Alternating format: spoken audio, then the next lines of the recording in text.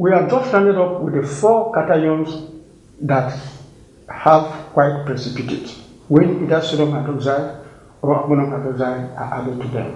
So I want to use this as a shorthand formula, that is a summary that will enable you recognize or be able to carry out the test for these 4 cations at a glance.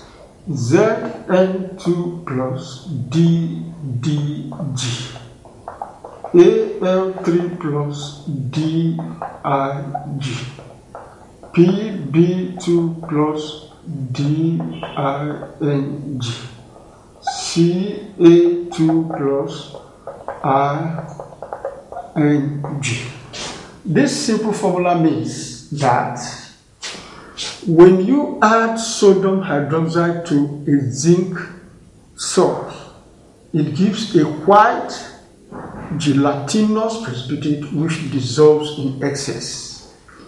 When you add ammonium hydroxide to a zinc salt in drops and then in excess, it gives a white gelatinous precipitate which dissolves in excess. That is to say, the D and the D stand for dissolve, while G stands for gelatinous.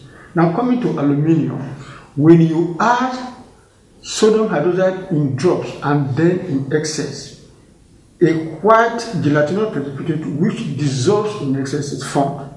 And when you add ammonium hydroxide in drops and then in excess, a white gelatinous precipitate which is insoluble in excess is formed. Take note, this I stands for insoluble.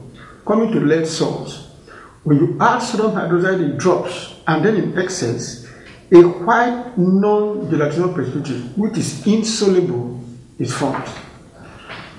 When you add ammonium hydroxide to a lead salt, a white non-gelatinous precipitate which is insoluble in excess is formed. And finally, when you add sodium hydroxide to a calcium salt in drops and then in excess, it gives a white non-gelatinous precipitate which is insoluble in excess. Why this simply means that calcium salt have nothing to do with ammonium hydroxide solution.